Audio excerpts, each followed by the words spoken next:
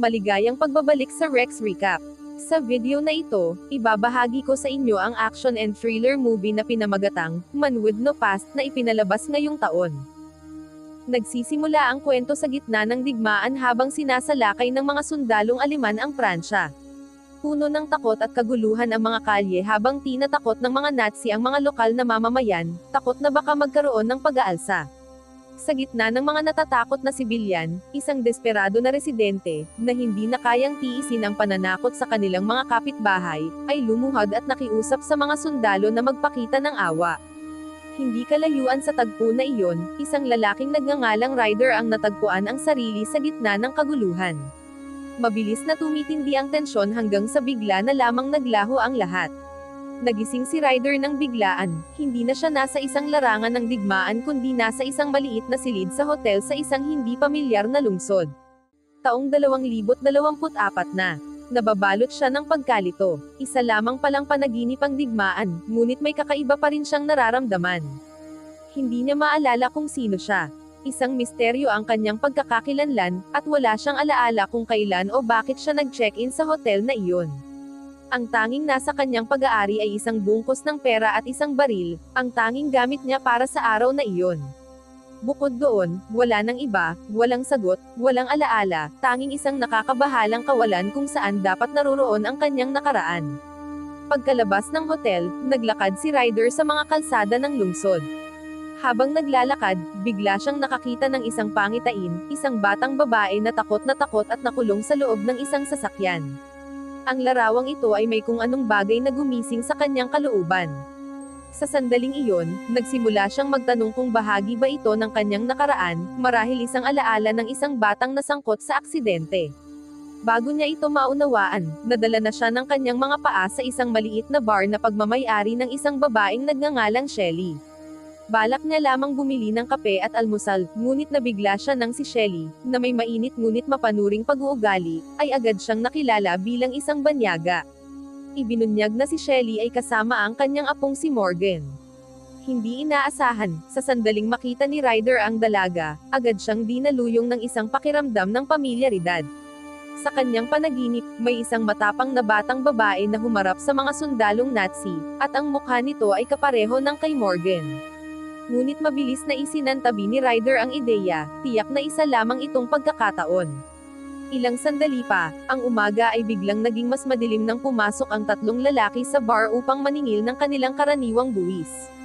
Isa sa kanila si Jack, at nang makita siya ni Ryder, tila nagyelo ang kanyang dugo. Isa na namang mukha na nakita niya sa kanyang panaginip. Napaka-perpekto ng pagkakahawig para ito'y maging isang simpleng pagkakataon lamang. Dahil dito, nagsimulang pagdudahan ni Ryder na ang kanyang mga bisyon ay hindi basta-bastang mga pira-pirasong imahinasyon lamang. Matapos umalis nina Jack at ng kanyang mga kasama, napadaan si Ryder sa isang pahayagan na may headline tungkol sa isang nawawalang bata. Biglang sumagi sa isip niya ang kanyang naunang bisyon, kaya tinanong niya si Shelly kung may batang nasangkot sa isang aksidente kamakailan sa lugar. Ngunit tiniyak ni Shelly na wala namang ganitong trahedya na naganap sa kanilang lugar. Gulong-gulo at dismayado, tinapos ni Ryder ang kanyang almusal at lumabas ng bar nang walang salita. Sa labas, parang hinahatak si Jack pabalik kay Ryder, na tila naiinis sa kawalan ng takot ni Ryder. Bago pa lumala ang sitwasyon, dumating ang isang pulis na si Timmons sa tamang oras, kaya't napilitang umurong sina Jack at ang kanyang mga tauhan. Bagamat may pagdududa kay Timmons sa simula, napagtanto ni Ryder na hindi ito kasabwat nina Jack. Sa halip, si Timmons ang may pag-aalinlangan kay Ryder, itinuturing siyang isang kahina-hinalang bagong salta sa bayan. Mabuti na lamang at dumating sina Shelly at Morgan upang ipagtanggol si Ryder, at napaniwala nila si Timmons na wala siyang masamang balak. Sa isang di inaasahang kabaitan, inalok ni Shelly si Ryder ng matutuluyan, ang lumang kwarto ng kanyang apo noong nag-aaral pa ito sa kolehiyo. Ibinigay ni Morgan kay Ryder ang mas murang rente sa ilalim ng isang kondisyon, kailangang tumulong si Ryder sa bar bilang kapalit. Nang pumayag si Ryder, hindi niya napigilan na magtanong tungkol kay Jack. Ipinaliwanag ni Morgan na si Jack ay isang enforcer na nagtatrabaho para sa isang negosyanteng nagngangalang Paul. Ibinunyag na si Paul ang may-ari ng Sanborn, isang kumpanyang matagal nang namamayani sa lungsod. Bawat buwan, nangongolekta si Paul ng buwis mula sa mga residente sa ilalim ng pagkukunwari bilang donasyon sa charity. Ayon sa kanya, may plano siyang gawing isang makabago at maunlad na lungsod ang lugar. Gayunpaman, may alinlangan si Paul dahil ang pagsasakatuparan ng proyektong ito ay mangangahulugang pagpapalayas sa maraming mahihirap na residente ng lungsod. Sa kabila ng kanyang pag-aalinlangan, pinapanatag siya ng isang kilalang arkitekto na si Such na sinabing para rin ito sa ikabubuti ng nakararami. Ang tunay na gumugulo sa isip ni Ryder ay ang paulit-ulit niyang panaginip kung saan kasama si Paul. Sa panaginip na iyon, nasa sinaunang Roma siya, at si Paul ay isang hukom na humahatol ng kamatayan kay Morgan. Doon, mariing itinanggi ni Morgan ang paratang at sinabing siya'y napagbintangan lamang. Kasama pa rin ni Paul si Such na sinusubukang kumbensihin siya na tama ang kanyang desisyon. Nag-alinlangan si Paul at ibinigay ang desisyon sa mga taong naruroon. Kung may isang taong handang ipagtanggol si Morgan, maililigtas siya. Sa hindi inaasahang pangyayari, si Ryder, isang gladiator sa kanyang panaginip, ang lumapit upang ipagtanggol siya. Dahil sa mga nakakabagabag na panaginip, napagtanto ni Ryder na mayroon siyang kakaibang kakayahan, ang makakita ng nakaraan at hinaharap. Hindi basta panaginip ang mga ito, kundi mga alingawngaw ng kanyang buhay mula sa iba't ibang panahon. Kahit anong panahon pa ang lumipas, itinadhana siyang muling makilala ang parehong mga tao. Samantala, dahil sa impluwensya ni Such, nakipagkita si Paul sa isang miyembro ng konseho na nagngangalang Roger noong hapon na iyon. Hiningi niya ang pahintulot ni Roger upang ipagpatuloy ang proyekto sa lungsod, ngunit si Roger, na kilala sa kanyang integridad at yaman, ay mariing tinanggihan ang panukala. Nabahali si Paul dahil alam niyang kailanman ay hindi tatanggap si Roger ng suhol. Sa kanyang pagkadesperado, lumapit si Paul kay Such na nagmungkahi ng mas tuso na paraan, ang kunin ng isang bagay na mahalaga kay Roger. Kinagabihan, binisita ni Paul ang lugar ng proyekto. Nang makita niya ang maraming batang naninirahan doon, siya'y nag-alinlangan. Ngunit nakaisip na si Jack ng isang malupit na plano. Sa gabing iyon, balak niyang pabagsakin si Roger sa pamamagitan ng pagdukot sa pinakamamahal nitong anak na babae. Samantala, lalong lumalalim ang hinala ni Detective Timmons tungkol sa tunay na pagkakakilanlan ni Ryder. Sa ilalim ng pagkukunwaring dumaan lang sa bar ni Shelley para uminom, palihim niyang kinuha ang ginamit na bote ni Ryder. Balak niyang ipasuri ito para sa fingerprint upang matuklasan ang katotohanan tungkol sa misteryosong bagong dating na banyaga. Para naman kay Ryder, nang gabing iyon ay muling nakaranas siya ng isang pangitain mula sa nakaraan, ngayon ay sa ika-15 siglo sa Inglaterra. Muli siyang naging isang dayuhan sa ibang lugar, at si Morgan ay lumitaw bilang isang simpleng manggagawa sa tindahan ng tinapay. Naroon din si Jack, bilang isang malupit na pinuno na naninangil ng buwis kay Morgan. Kapag hindi siya makakabayad, kukunin ang kanyang tindahan ng tinapay. Habang si Paul ay papalapit na upang ipatupad ang kanyang banta, isang babae ang pumipigil sa kanya. Kinabukasan ng umaga, nagpunta si Ryder sa opisina ni Timmons, dala pa rin ang bigat ng kanyang mga panaginip. Layunin niyang magtanong tungkol sa kasong nawawalang bata na nabasa niya sa dyaryo. Ngunit agad niyang nalaman na ang kaso ay nalutas na, natagpuan na ang bata. Kasabay nito, napansin din ni Ryder na tila iniimbestigahan ni Timmons si Paul. Nagtataka siya, ngunit bago pa siya makapagtanong, binalaan siya ni Timmons na lumayo kay Paul, iginiit nitong ang sinumang nasasangkot kay Paul ay tiyak na mapapahamak. Nang gabing iyon, biglang lumapit si Such kay Ryder at iniabot ang isang business card, ipinakilala ang sarili bilang isang arkitekto. Ngunit tiyak si Ryder na nakita na niya si Such sa kanyang mga panaginip. Kahit hindi ito inaamin ni Such, alam niya ang tungkol sa mga bangungot na gumugulo kay Ryder. Hindi nagtagal, dumating si Morgan sa bar at tahimik na umalis si Such. Makalipas ang ilang sandali, muling nakasilip si Ryder ng mga piraso ng nakaraan ni Morgan, sa pagkakataong ito ay noong 1400s kung saan sinasaktan siya ng mga tauhan ni Paul. Tulad ng dati, lumapit si Ryder, ang dayuhan, upang ipagtanggol siya. Gayunpaman, mabilis na naglaho ang pangitain, iniwang tulali si Ryder. Halos hindi niya namalayang nagsara na ang bar ni Shelley at lahat ay umalis na maliban kay Shelley. Napansin ni Shelley ang pagkabagabag ni Ryder at siya'y nababahala. Para siyang isang taong ligaw, walang tiyak na landas. Sa kagustuhang tumulong, dinala siya ni Shelley sa isang simbahan kung saan nakilala nila ang isang babaeng nagngangalang Mrs. McOsh. Pagdating nila, mainit na tinanggap ni Mrs. Makash si Ryder. Ibinahagi niyang kakaunti lang ang lumalapit sa kanya, ngunit espesyal ang mga iyon. Sa sandaling iyon, nagbigay siya ng payo kay Ryder, na minsan, kailangan mong tanggapin ang kapalaran imbes na tanungin ito ng tanungin. Ngunit bago pa makapagtanong si Ryder, biglang naglaho si Mrs. Makash. Sa labas, naghihintay si Shelly at sa kanilang pag-uusap, sa wakas ay naunawaan ni Ryder, mayroon siyang kakayahang makakita ng mga multo. Isang kakayahan na taglay din ni Shelly. Kinabukasan, nakatanggap si Ryder ng isang hindi inaasahang tawag mula kay Jack na nag-aalok sa kanya ng trabaho. Ang tungkulin ay maging bahagi ng plano ni Paul na kidnapin ang anak ni Roger. Gayunpaman, nag-aalangan si Paul, hindi sigurado kung mapagkakatiwalaan si Ryder, lalo na't isa siyang dayuhan. Ngunit tiniyak ni Soch kay Paul na nakilala na niya si Ryder, at ipinaliwanag niya na si Ryder lang ang makakagawa sa trabaho ng maayos. Sa mismong sandaling iyon, lumabas si Roger sa telebisyon, nakatayo sa harap ng isang grupo ng mga mamamahayag. Sa matibay na tiwala sa sarili, ipinalabas niya ang kanyang matinding pagtutol sa proyekto ni Paul, ipinapahayag na hindi siya matitinag. Maging ang pag-iinsulto kay Paul, sinabing wala siyang magagawa upang baguhin ang kanyang isip. Tumama ito sa puso, at malinaw na naiinis si Paul. Nang hapon ring iyon, tinipon ni Jack ang kanyang buong koponan upang talakayin ang misyon. Dumating din si Ryder, na nagpasya na tanggapin ang alok ni Jack. Nang makumplito na ang lahat, ipinaliwanag ni Jack ang plano. Dudukutin nila ang isang batang babae na si Annie, anak na babae ni Roger, isang miyembro ng konseho ng lungsod. Nang marinig ito ni Ryder, nakakita siya ng isang pananaw ng isang takot na batang babae. Inilahad ni Jack kung paano nila harangan ang ilang mga kalsada at pilitin ang sasakyan ni Annie patungo sa itinalagang lokasyon. Ang pinakamahalaga, magbibigay si Jack ng mga baril sa lahat ng kasapi ng koponan, dahil si Annie ay mahigpit na binabantayan ng 2 armado niyang bodyguards. Itinatakda ang plano upang mangyari kinabukasan, pagkatapos ng ballet class ni Annie. Matapos magbigay ng mga tagubilin si Jack, bumalik si Ryder sa bahay, ngunit muli niyang naranasan ang isang pananaw mula sa nakaraan.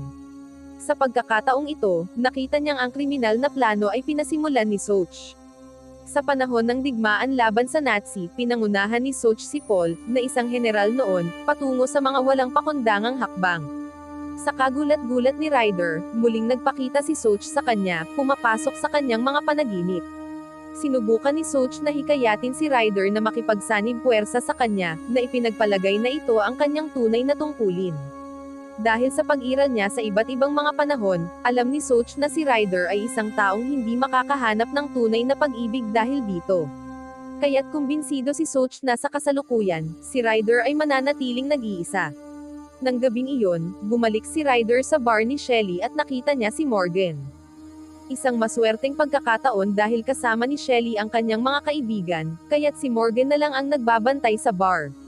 Sa mga sandaling iyon, tumanggi si Ryder na maniwala sa mga salita ni Soch dahil mula nang makilala niya si Morgan, siya'y nahulog ng lubos sa pag-ibig. Ang kanilang paulit-ulit na mga pagkikita sa iba't ibang timeline ay lalo lamang nagpatibay sa kanyang paniniwala na sila ay itinakda na magbahagi ng isang kwento ng pag-ibig na lumalampas sa oras. Ngunit biglang nahinto ang mga iniisip ni Ryder nang tumawag si Detective Timmons at humiling ng isang pagpupulong. Nang magkita sila, ibinunyag ni Timmons na natapos na niya ang investigasyon kay Ryder ngunit hindi niya natagpuan ang anumang bakas ng kanyang pagkakakilanlan. Batay sa mga ebidensya, pinaghihinalaan ni Timmons na si Ryder ay isang dating espesyal na sundalo na tinanggal ang kanyang opisyal na record matapos ang isang klasipikadong misyon, na posibleng nag-iwan sa kanya ng amnesia. Dahil alam ni Timmons na si Ryder ay hindi isang ordinaryong tao, mahigpit siyang nagbigay ng babala sa kanya na layuan si Paul at ang kanyang mga kasamahan. Ngunit sa halip na magpasalamat, nagalit si Ryder, pakiramdam niya ay inabuso ni Timmons ang kanyang privacy.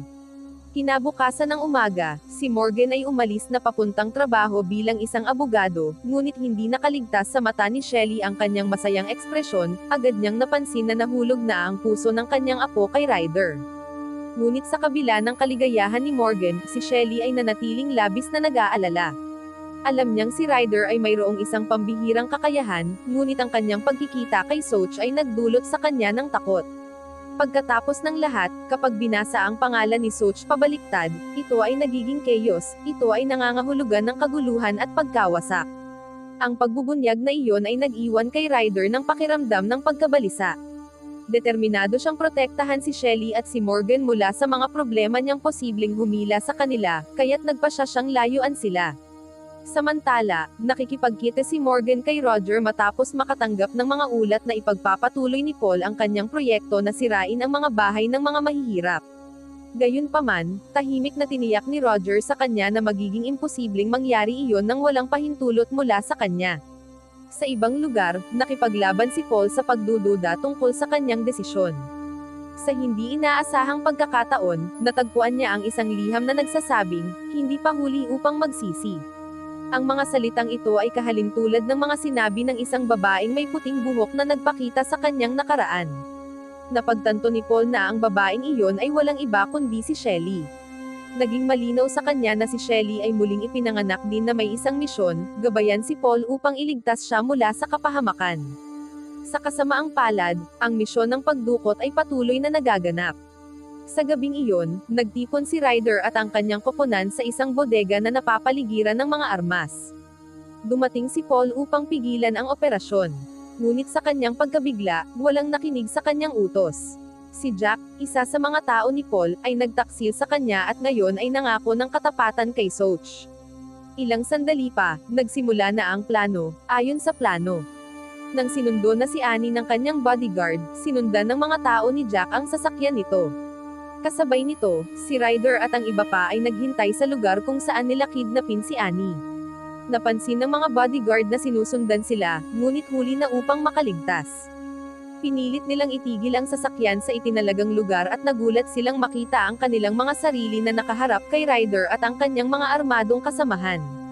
Ngunit iginiit ni Jack na hindi masasaktan si Annie dahil siya ay gagamitin lamang bilang pananakot laban kay Roger.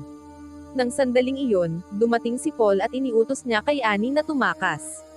Ang bigla niyang pagdating ay nagpagulo sa maingat na plano ni Jack na nagpasiklab sa galit nito. Isang matinding labanan ang nangyari. Si Ryder, na tumulong kay Paul, ay nakakuha ng kalamangan at sa huli ay nabaril si Jack. Habang namamatay si Jack, nakaramdam siya ng isang kakaibang pakiramdam, na pagtanto niyang sa mga nakaraang buhay, palagi silang nagsasagupaan ni Ryder. Nang mamatay na si Jack, naunawaan ni Ryder na si Soch ang tunay na tagapaghatid ng kaguluhan. Nagawa ni Soch na manipulahin ang maraming tao, at ngayon, dahil nakikita niya si Ryder bilang isang banta sa kanyang mga plano, nagplano siyang alisin siya. Ngunit sa isang hindi inaasahang pangyayari, nagawa ni Paul na patayin si Soch. Sa wakas, pinili ni Paul ang mabuting landas. Habang ang alikabok ay nanatili, napansin ni Ryder ang kanyang malubhang mga sugat. Isang alon ng kahinaan ang pumasok sa kanyang katawan nang dumating si Timmins, na tinawagan ni Paul. Ngunit si Paul ay nasa mas malalang kalagayan at nangangailangan ng agarang medikal na atensyon. Dumating ang mga responder ng emergency, sinamahan ni Morgan, na nagmadaling pumunta sa tabi ni Ryder. Sa sandaling iyon, binibaha si Ryder ng mga pangitain ng kanyang sarili at ni Morgan na may malungkot na mga karanasan sa iba't ibang buhay. Sa kabila ng lahat, wala nang panghihinayang si Ryder tungkol sa kanyang mga pinili. Ang pagprotekta kay Morgan ay laging karapat-dapat. Ang kanilang nakatakdang pagmamahal kahit puno ng paghihirap, ay ang tanging bagay na nanatili sa lahat ng buhay.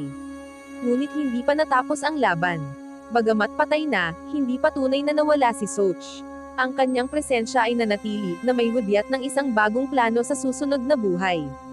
Kinabukasan, nagising si Ryder at natagpuan ang sarili na ganap ng gumaling. Pumunta siya sa simbahan kung saan muli siyang tinanggap ni Mrs. McOsh. Sa una, inisip niyang isa na namang engkwentro ito na dulot ng kanyang kakayahang makakita ng mga espiritu. Ngunit pagkatapos ng may malungkot na ekspresyon, ipinahayag ni Mrs. McOsh ang katotohanan, hindi nakabilang si Ryder sa mga buhay na tao. Siya ay tumawid na sa parehong kalagayan ni Mrs. McOsh. Dito napagtanto ni Ryder na siya ay nasa sarili niyang libing. Sa loob ng simbahan, nakatayo sina Morgan at Shelley, na nag-aalay ng kanilang huling paggalang bago mailibing ang kanyang katawan. Sa sandaling iyon, lahat ay naging malinaw. Nauunawaan ni Ryder kung bakit siya muling ipinanganak ng paulit-ulit. Ang mga nakaraang buhay niya ay laging puno ng mga hindi natapos na gawain. Ngunit ngayon, pagkatapos gamitin ang kanyang buhay upang protektahan ang kanyang mga minamahal, siya ay nakaramdam na ng kapayapaan. Sa huli, pinili ni Ryder na magpatuloy, tinanggap ang kanyang paglalakbay patungo sa kabilang buhay. Wow naman! Doon nagtatapos ang pelikula mga idolo, salamat sa inyong panonood.